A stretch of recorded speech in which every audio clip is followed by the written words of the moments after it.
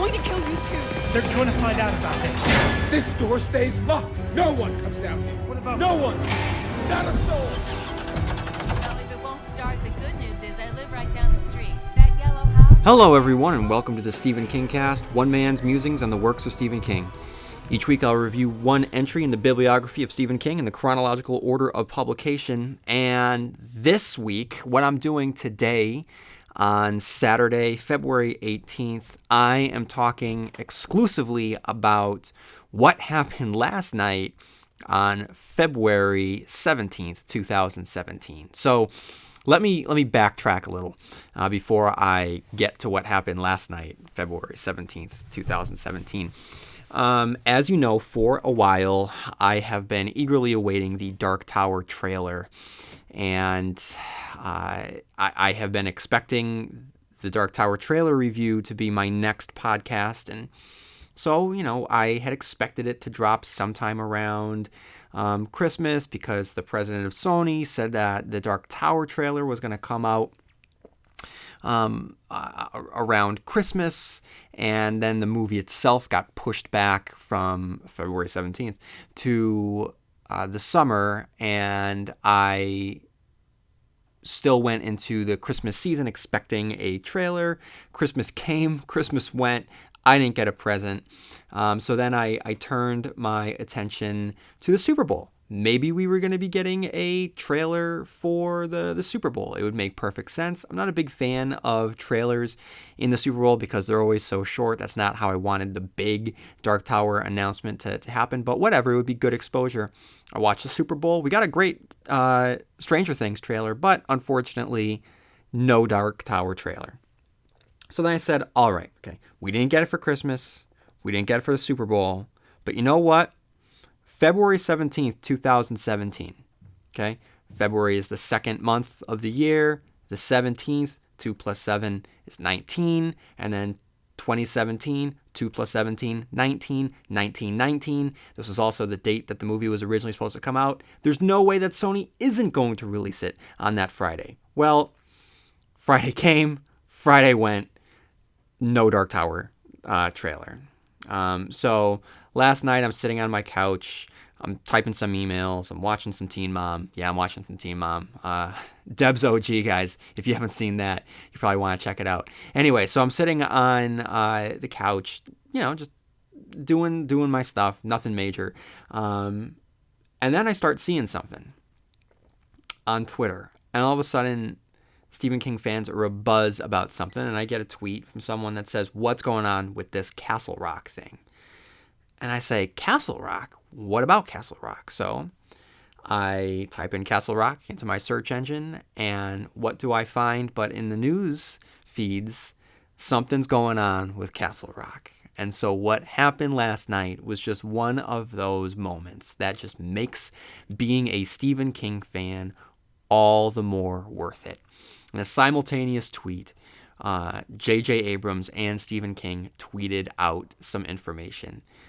J.J. Abrams tweeted out a perfectly J.J. Abrams type tweet of a question written on a card, and the question was, "What's the hoax in the woods?" or "What's the hoax in the forest?" And there's a link that you can follow, and if you follow it and you click on that link, and Stephen King tweeted out that link as well, it takes you to a YouTube video that is just awesome.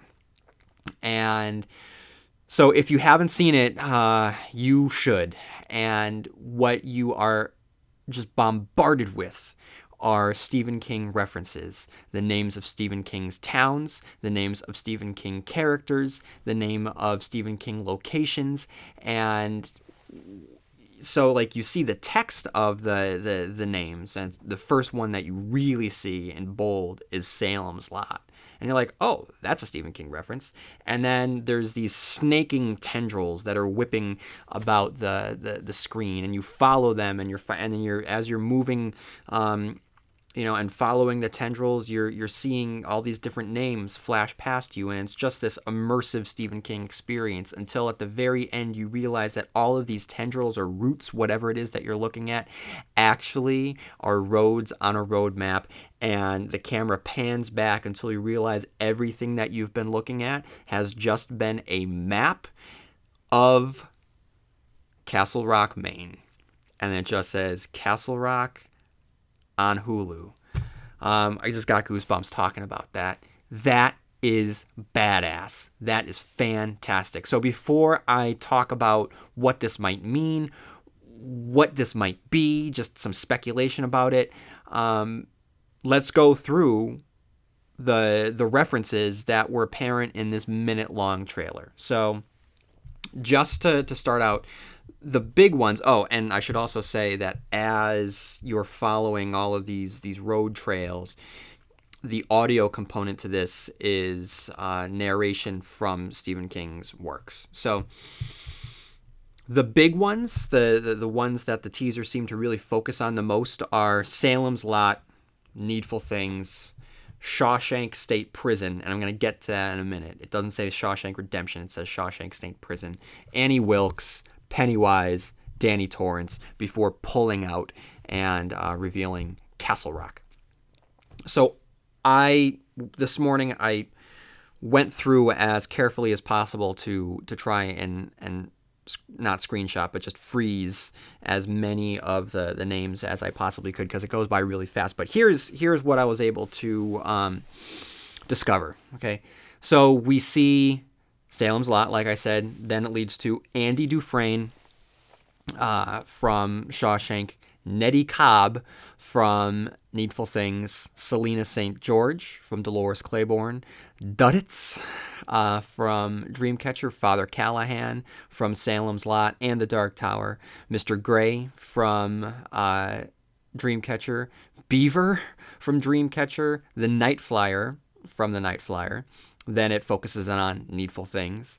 And then we see The Hole in the Wall from Dreamcatcher, Ben Hanscom from It, You So and So, which is Polly's Shop from Needful Things, Paul Sheldon from Misery, Ronnie Malenfant from Hearts in Atlantis, Mr. Jingles from The Green Mile, Nan's Luncheonette from Needful Things, Dick Halloran from The Shining, with a brief appearance in It. Wilma Northrup. That one took me a while. I was really trying to focus in on it. I saw Wilma, and I just kept thinking Wilma Jerzik, but it didn't really look like Jerzik. But no, it's Wilma Northrup, the abusive wife from The Crate. There's a deep dive right there. There's one last name I can't see. The first name's John. I don't think that's John Coffey, because John Coffey pops up a little bit. So if any eagle-eyed listener can find out which John that is, let me know. Kind of looks like Hunter, but that is not ringing a bell. Then it focuses on Shawshank State Prison, and we see Misery's Child. We see Boggs Diamond, one of the inmates from Rita Hayworth in The Shawshank Redemption. We see Joe St. George, who is Dolores Claiborne's husband, Beverly Marsh from It, Mike Hanlon from It, Richard Dees from The Dead Zone and The Night Flyer. Then we get Annie Wilkes. It focuses on Annie Wilkes from Misery. Then Brian Rusk from Needful Things. The Marston House from Salem's Lot. Little Tall Island from Dolores Claiborne. And Storm of the Century, sorry.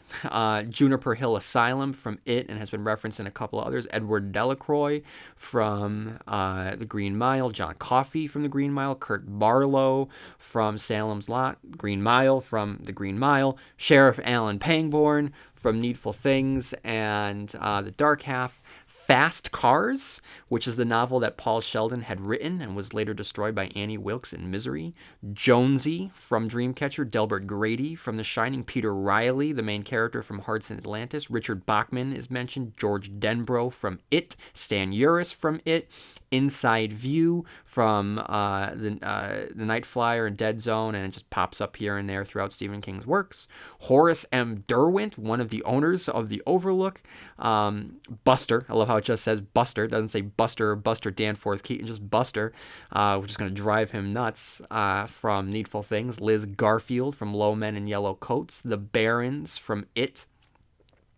Then it focuses on Pennywise, and then around Pennywise you get Percy Whitmore from The Green Mile, Henry Bowers from It, Silver Creek, which was the town in Misery, The Mellow Tiger, which was the bar in Castle Rock, Stuart Ullman, who was the manager of the Overlook, Ben Mears from Salem's Lot. Then it focuses on Danny Torrance. Then you get Vera Donovan from Dolores Claiborne, Paul Edgecombe from The Green Mile, Norris Ridgwick from The Dark Half, and Needful Things, and others. Norris is also in Lacey's story. Norris becomes the sheriff at one point of Castle Rock after Alan leaves. And then we get Polly Chalmers from Needful Things. We get Derry Main. We get Mark Petrie from Salem's Lot. And then as it's panning out, I do see that Jack Torrance is also listed. So that's a lot. And so in a minute, this teaser just really packs it full of Stephen King references.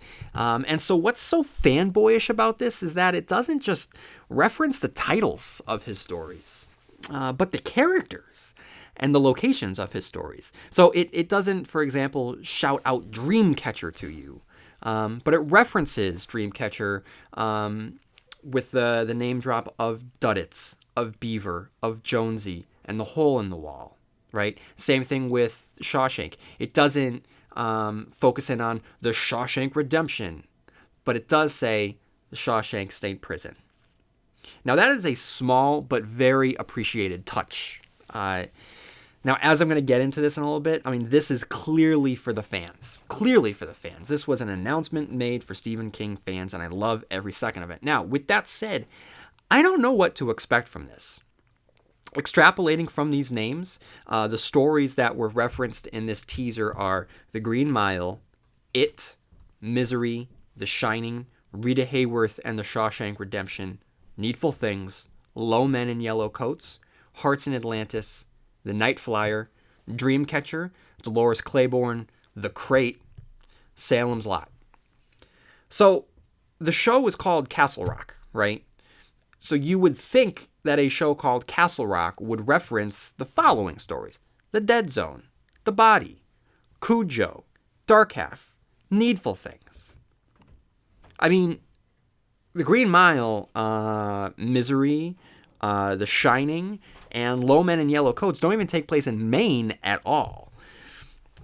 So while the teaser presents a literal roadmap, what it actually looks like is less of a roadmap for what the show will be, and seems to function more of a celebration of Stephen King's interconnected stories. Now, there are two ways to ingest Stephen King's works, and until now, we've only been given adaptations that give us one of these two ways. What they've given us here, or not here, but one of the two ways, the way up until now, what they have given us is an adaptation that takes a story, whatever that story may be, and translates it for an audience as if it exists in a bubble. Now, sure, there might be a couple Easter eggs here and there, usually around, Shawshank or Castle Rock itself, but those are just really pebbles. The other way to ingest Stephen King's works is what I think made most of us the devout fans that we are. It's certainly what made me the fan that would ultimately come to host a show called the Stephen King Cast. And that's by reveling in the joy of his interconnected works. Rolling up your sleeves and finding those connections. Loving a name drop to a previous town or a character, or even having a favorite character pop up again. Now, sure, we have gotten fantastic adaptations throughout the years. Carrie, The Shining, The Mist, Christine, The Green Mile, Shawshank Redemption, The Dead Zone, others. But they all exist in their own little bubbles. It looks like what we're getting with this is the audio-visual equivalent to just being a Stephen King fan. Until now, adaptations have been for mass audiences. Now, we get a show for us, the constant readers. And that is awesome. I don't know what it's going to look like. I don't know if it's going to be an anthology or if it's an anthology, if it's going to be week to week or season by season. I don't know if it's going to be a one-time event or an ongoing series. I mean, will it even be an anthology? Will it be a straight-up series? Now, I imagine it will be an anthology. We've had ongoing Stephen King shows with The Dead Zone on USA in the early 2000s, which also saw that failed Kingdom remake.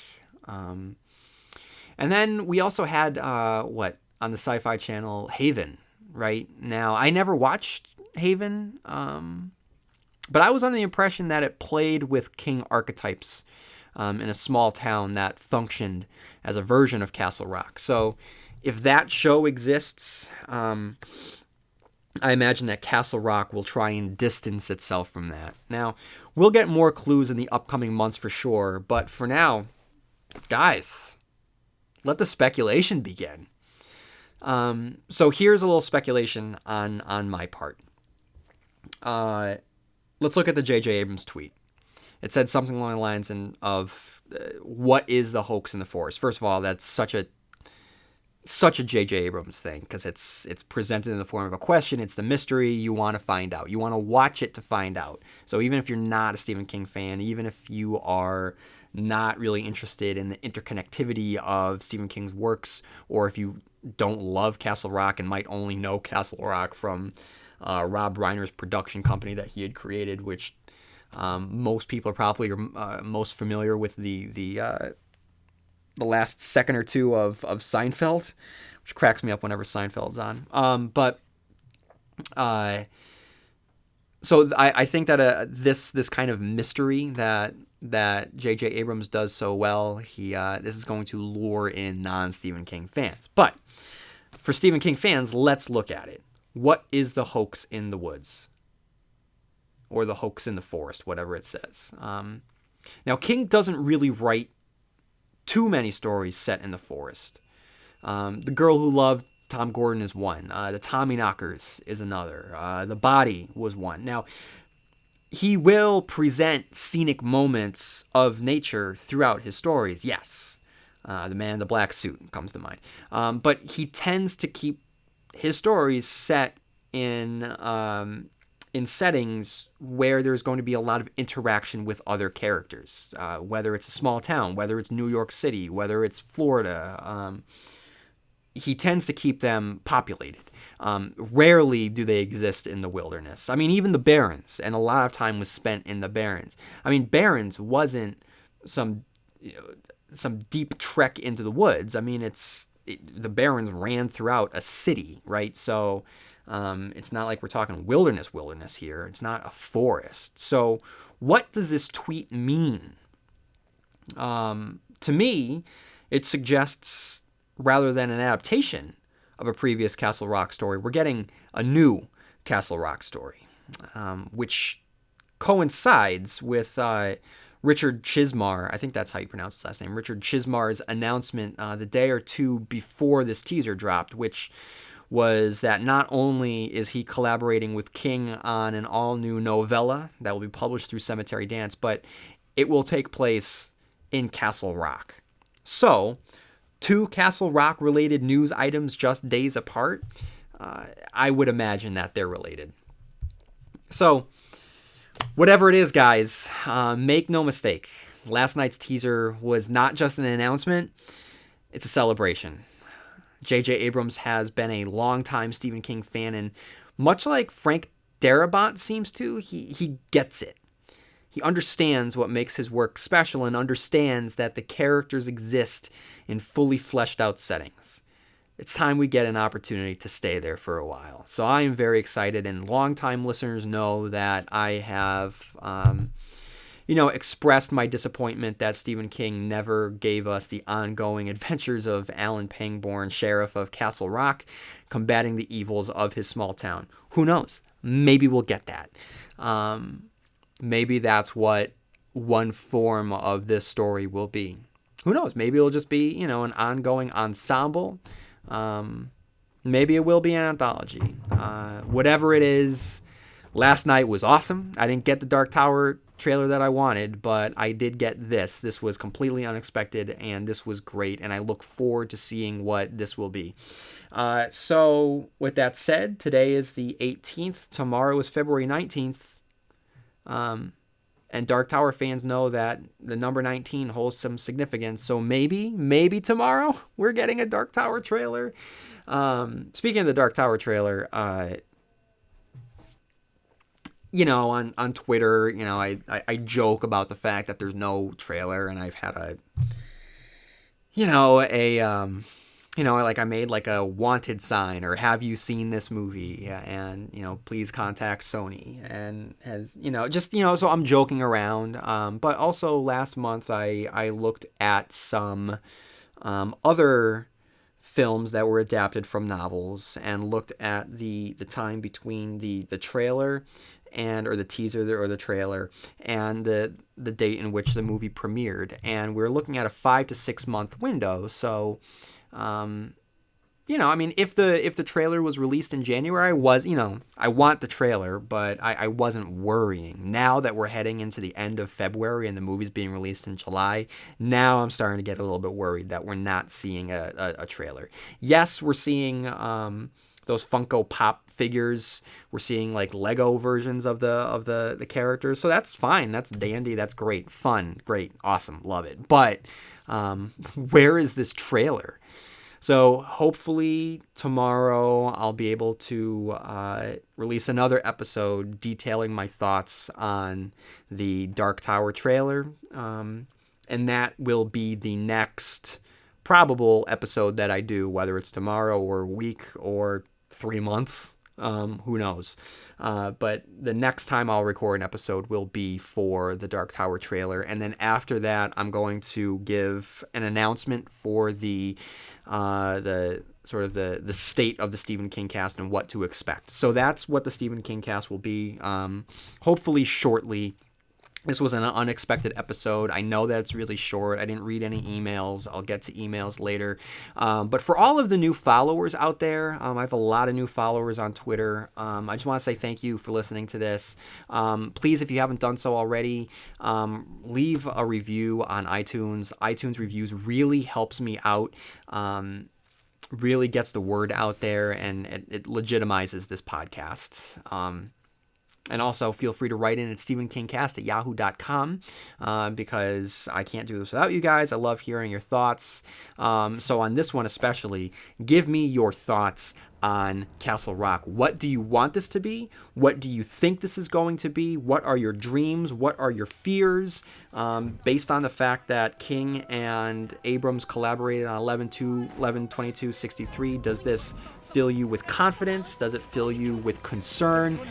Let me know, guys, what you think about Castle Rock, and I will definitely share your thoughts on air, and I'll get back to you. So everyone, thank you for listening, and hopefully next time I'll see you, we'll be able to talk about the Dark Tower. In the meantime, may you have long days and pleasant nights, and I'll see you here next time where MOON spells Stephen King Cast.